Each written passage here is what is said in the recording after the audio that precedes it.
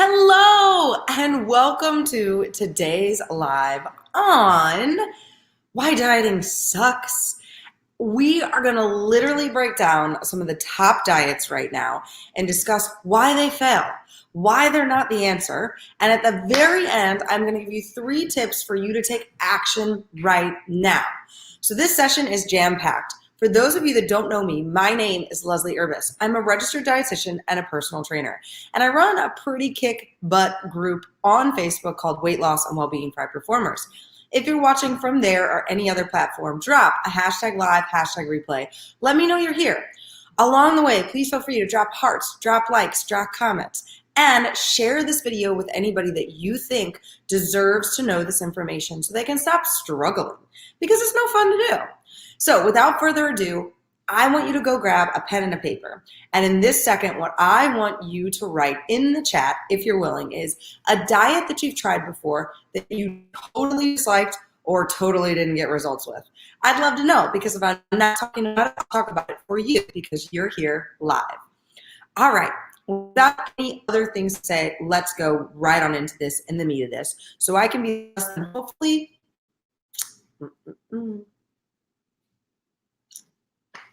20 minutes, depending on my internet service.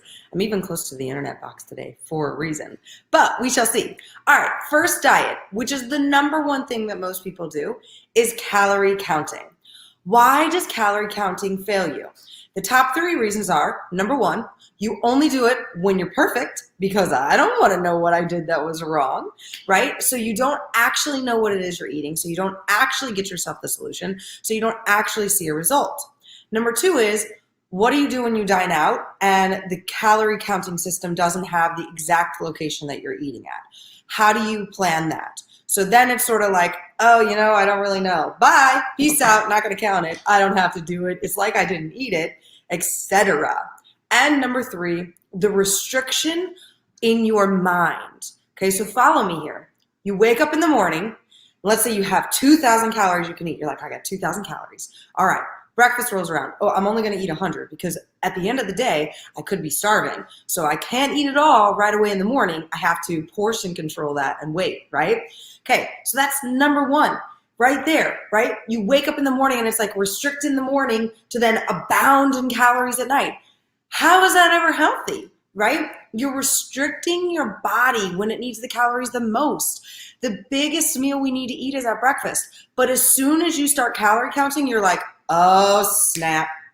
There's no way I'm going to follow through on that, because if I eat 500 calories for breakfast, like I probably should, what about when I need that snack at nighttime? I'm going to be starving, right? So calorie counting can give you so much restriction in your brain that you're like that little kid that your mom was like, don't touch that, don't touch that, don't touch that. And you just wanted to be like, Mom, I want to touch it, right? And so as an adult, you're sort of like a rebel. You're like, I'm not following that rule. Nobody's going to know if I follow that rule. I'm going to just throw it out, right? So calorie counting can cause us to have so much restriction in our brain that our brain backfires. Our subconscious mind literally says, bye, no calorie counting for you. Okay? So that is why calorie counting can fail us, because it wasn't designed to help our mind. Instead, it was designed with a set of rules. List out what you eat, follow what you eat, and then you'll lose the weight. But the problem is that if you're not one of those people that likes that extra restriction, your mind will literally find ways to sabotage you. All right, let's go to the second thing here. I probably won't remember the whole list there in order if you're looking at it. The second thing, let's say we're talking about keto. Part of the reason why keto fails us is because it's predicting for us to be in ketosis for the longevity, okay?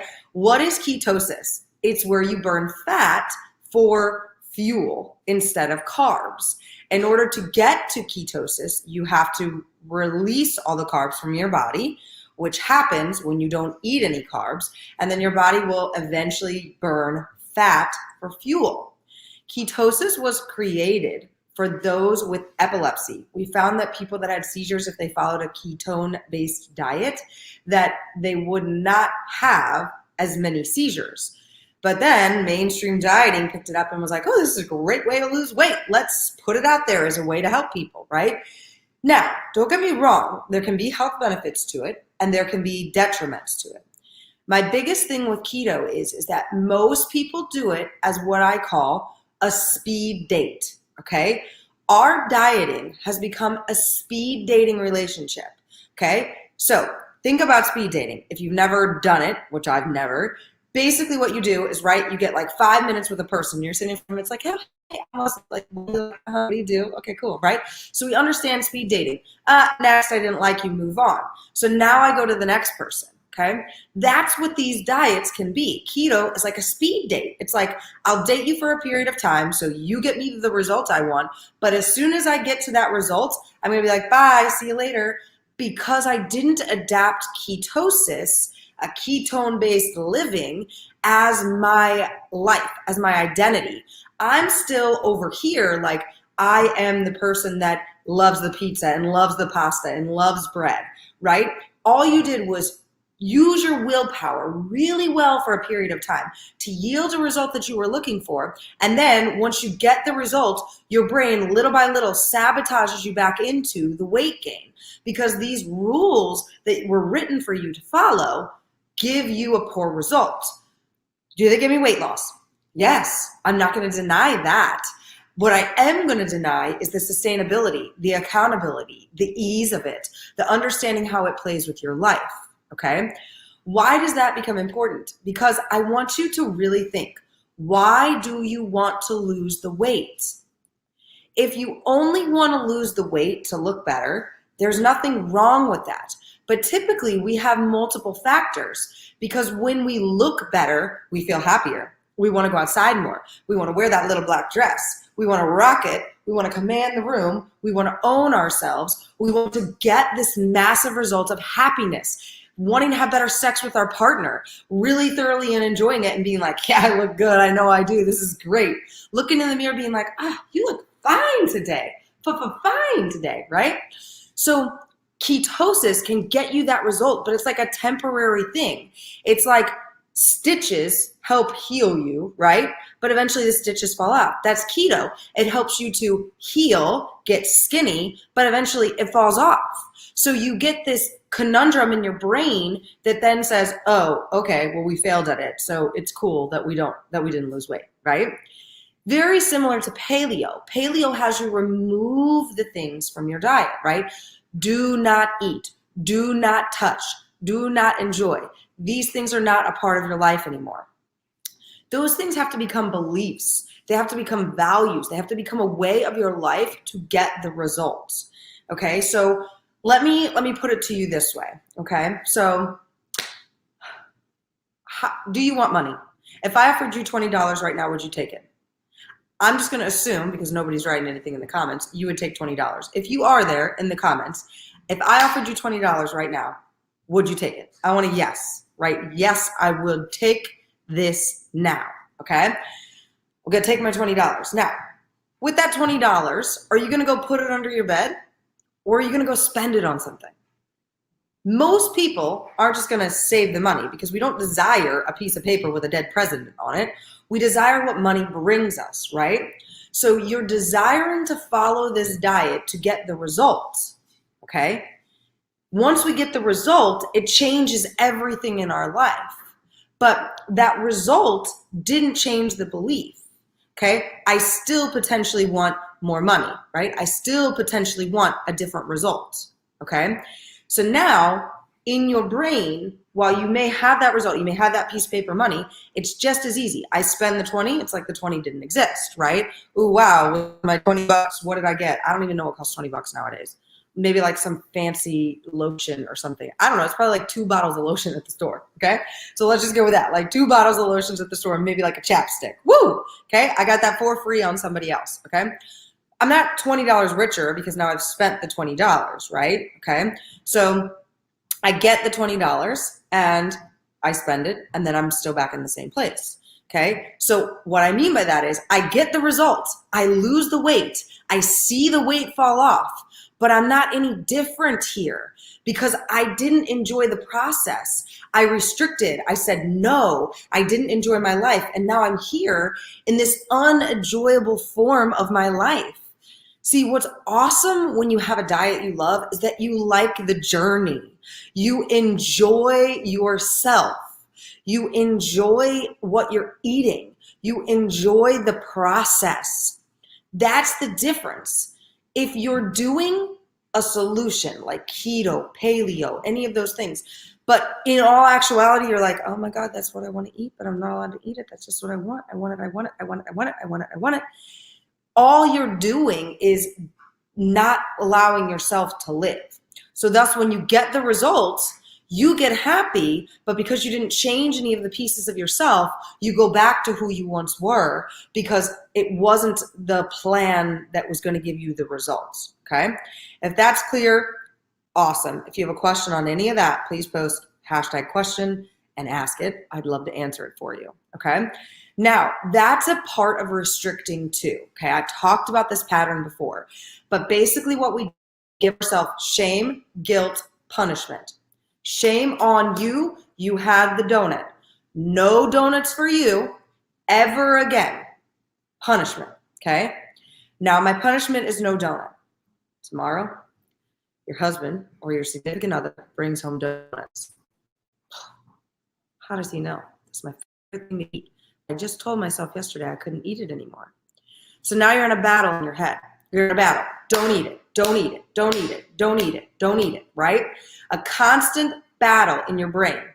Well, here's the deal. When we wake up in the morning, we only have so much willpower. And at some point in the day, you're trying to break a pattern in your head that is not easily broken. So instead, you eat the donut. Then it's shame, guilt, punishment. You'll never eat donuts again. And because you ate that donut, you can't eat candy either. Add to the list. Okay?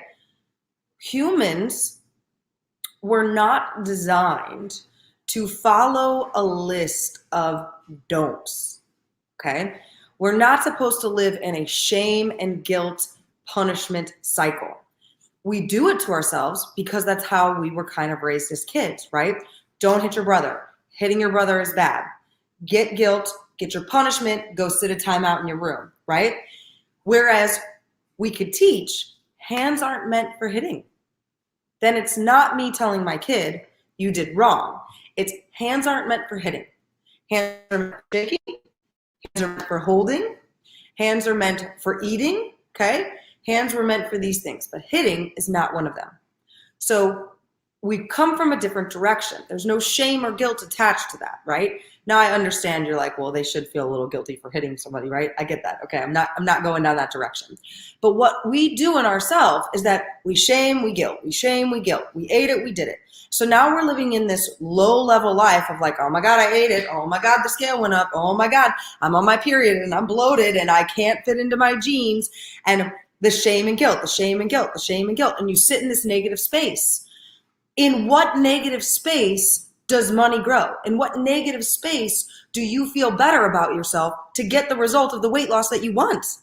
You don't, right? You don't. You don't feel better that way. You feel worse, right?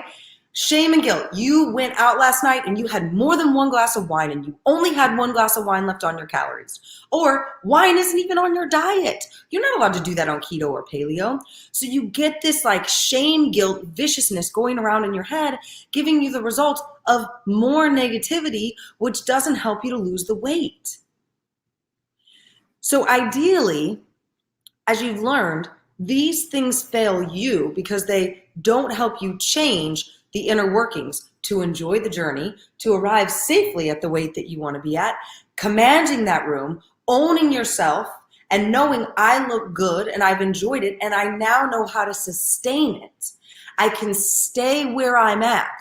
I'm not going to see the scale go back up because I've learned the lessons and it's now tools in my tool bank. It's not something where it's like, oh, I got to go back on that diet to get the results. It's living. It's allowing yourself to know, okay, now that I'm dining out here, this is what I do. Now that I'm on vacation, this is what I do. Now that I'm, having these amazing days, this is what I do. It's learning a pattern for your life. It's something I call mindset dieting. It's shifting your brain from being restrictions to being free and learning what's right for you and your body, okay? So here's where I promise you get 3 things to walk away with right now to get the result that you want. Okay? First thing is burn the diets that failed you. Stop saying, I will go back to. Stop trying something different, like intermittent fasting or keto or one of those things. Stop saying, if I just do that again, I'll get the result. You're right, you will get the result. You'll get the result of losing weight and gaining it back. You know what to do, you just aren't doing it, right? If that were true, you would continue to get the result.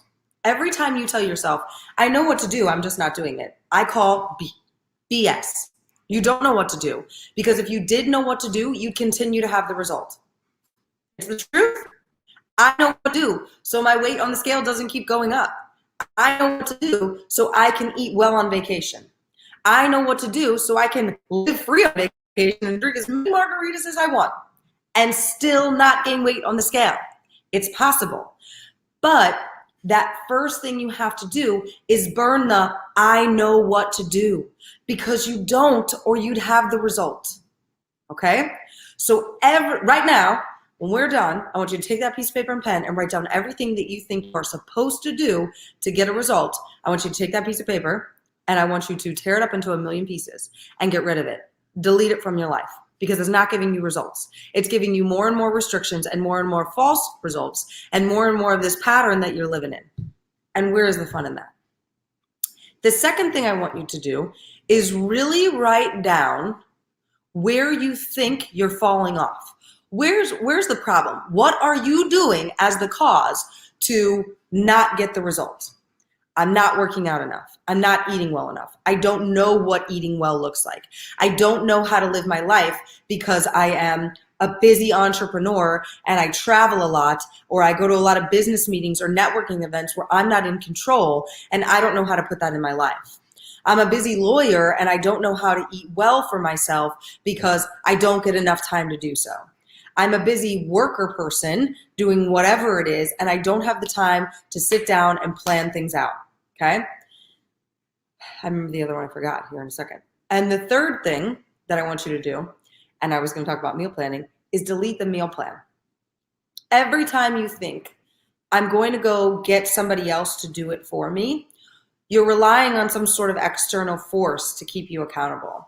And that meal that's in your refrigerator isn't going to be calling you at night to be like, eat me, it's time to eat me, right? It's you still having to make the decision. And so when we combine that into a factor of stop planning it to be so perfect, you allow yourself to freely live and allow yourself to figure out what it is on the inside that you need. So those are your 3 tips I really want you to walk away with. I really want you to take the time to do that. I really want you to stop beating your head against the wall and choosing to do the same thing over and over and over again. It's time to get clear. It's time to get a solution. It's time to move on and get yourself what you need. Too many restrictions. I was on all the diets. Okay, I got you. I just was seeing if that was a question. All right, anyways, so I'm glad that we've got all those things down. I really want you to take some action steps here. Okay? I want you to understand that I don't want you to keep failing. It's time for you to get results. It's time for you to have the story of, yeah, I lost all the weight and I kept it off. And you know how I did it? Through mindset dieting, where I learned exactly what I needed to do and what was best for me. So I stopped living by some piece of paper diet and started freely being who I wanted to be. So if you have any questions on any diets, or you watch this later, again, #live, #replay, let me know you were here, and let me know in the comments if you have questions about a particular diet. I'd love to walk you through, because I want you to walk away when you watch my stuff with massive information to take steps now and get results, because nobody wants to be sitting here like, that scale went up again. Instead, let's gain some control. All right, I hope you have a fit and fabulous day. You will also see posted a link to a brainstorm call for you to get the uttermost clarity on what it is that you need to do in order to see the results that you would like on the scale in your body and in your life. I hope you have a fit and fabulous day, and I will chat with you soon. Have a good one, guys.